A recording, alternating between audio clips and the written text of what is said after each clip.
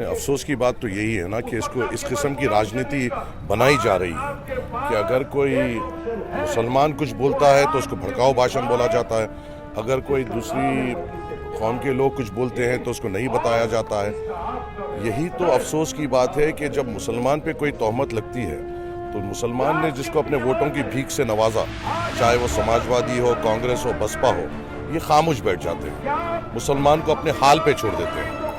और जब कोई गैर कौम का किसी तरीके से बयान आता है उसके खिलाफ भी नहीं बोलते, ना मुसलमान का साथ देते हैं, ना दूसरों के खिलाफ बोलते हैं। एक नपुंसक की जिंदगी है ये नानिहाद सेकुलर जमातों की, ना मर्द बन सक रहे हैं, ना औरत बन सक रहे हैं।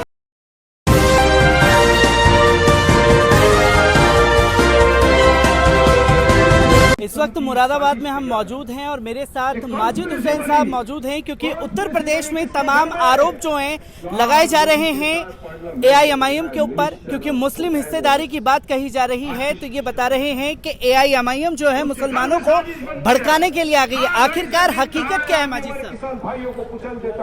आप करीबन 2 से 3 बार कई सभाएं आपने सदर साहब की आपने खुद कवर की है और आपको खुद यहाँ पे मालूम है ये सभाओं में भड़काने का काम नहीं हो रहा है, जगाने का काम है। जो अभी तक जो हमारे साथ नहीं हुआ वो हम आवाम के सामने पेश कर रहे हैं और आवाम उसको कबूल कर रही है।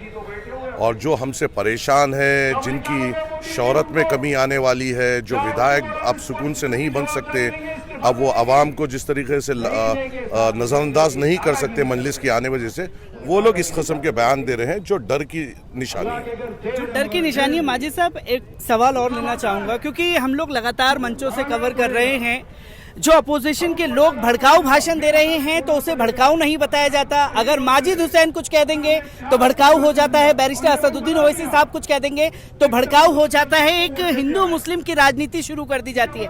आखिरकार इसे कैसे यूपी चुनाव में भुना पाएंगे आप? अफसोस की बात तो यही है ना कि इसको इस किस्म की राजनीति बनाई जा रही है कि अगर कोई मुसलमान कुछ बोलता है तो उसको भड़काऊ भाषण बोला जाता है, अगर कोई दूसरी कौम के लोग कुछ बोलते हैं तो उसको नहीं बताया जाता है। यही तो अफसोस की बात है कि जब मुसलमान पे कोई तोहमत लगती है तो मुसलमान ने जिसको अपने वोटों की भीख से नवाजा, चाहे वो समाजवादी हो, कांग्रेस हो, बसपा हो, ये खामोश बैठ जाते हैं, मुसलमान को अपने हाल पे छोड़ देते हैं। और जब कोई गैर कौम का किसी तरीके से बयान आता है उसके खिलाफ भी नहीं बोलते, ना मुसलमान का साथ देते हैं, ना दूसरों के खिलाफ बोलते हैं। एक नपुंसक की जिंदगी है ये नानिहाद सेकुलर जमातों की, ना मर्द बन सक रहे हैं, ना औरत बन सक रहे हैं। इसलिए यहाँ पे हमें चाहिए कि हम अपनी सियासी ताकत को आगे बढ़ाएं और अपने आप को ताकतवर बनाते हुए अपना रिप्रेजेंटेशन असेंबली में भेजें जहां हमारी बात हो सके। क्योंकि माजिद साहब, हमने ये देखा था कि जब कानपुर में एक ऐसा इंसिडेंट सामने आया, एक कार्यकर्ता को उठा करके ले जाया जाता है, माजिद साहब, शौकत साहब वहां पहुंचते हैं तो एक इमेज जो है मेन स्ट्रीम मीडिया में बताने की कोशिश की जाती है कि देखिए कानपुर में AIMIM की गुंडागर्दी। यही हमने देखा कि कानपुर में ही एक गरीब रिक्शे वाले को पीटा जाता है, बजरंग दल के लोग पहुंच जाते हैं तो उसको किसी तरीके से दिखाया नहीं जाता। यही चीज़ को तो आवाम को समझना है, यही चीज़ को आवाम को समझते हुए अपने वोट का इस्तेमाल सही तौर पे करना है।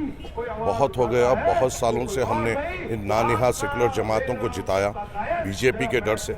मैं ये मानता हूँ और मेरी तालीम भी ये है कि जब तक दुनिया में रहो, डरो तो सिर्फ अल्लाह से डरो। हमारी ये तरबियत नहीं है कि हम बीजेपी से डरें, हमारी ये तरबियत नहीं है कि हम योगी, मोदी या दूसरों से डरें।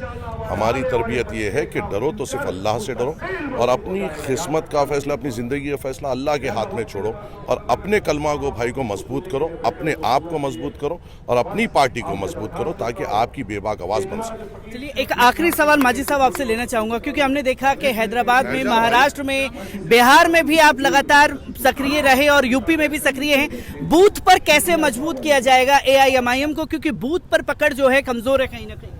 नहीं, ये बात से मैं आपके इत्तेफाक नहीं रखता हूँ, क्योंकि यहाँ का जायज़ा मैं खुद ले रहा हूँ। कई सीट्स हैं जहाँ पे हम बूथ लेवल तक पहुँच गए हैं, कई ऐसे सीट्स हैं जहाँ पे बहुत ज़्यादा काम हो गया है, कुछ काम होना बाकी है। ये जो नादान अब नादानी कर रहे हैं, इलेक्शन के बाद इनको समझने आएगा कि मजलिस को नज़रअंदाज करना इनकी बहुत बड़ी गलती होगी। मजलिस को नज़रअंदाज करना बहुत बड़ी गलती होगी, क्योंकि हमने लगातार ये देखा कि माजिद साहब जो हैं बूथ का जायज़ा ले रहे हैं और बूथ लेवल पर कमज़ोर बताने की कोशिश कोशिश कांग्रेस की, सपा की, तमाम लोगों द्वारा जारी है। मेरे साथ और भी लोग मौजूद हैं, मैं आपसे भी जानने की कोशिश करूंगा, क्योंकि बैरिस्टर असद साहब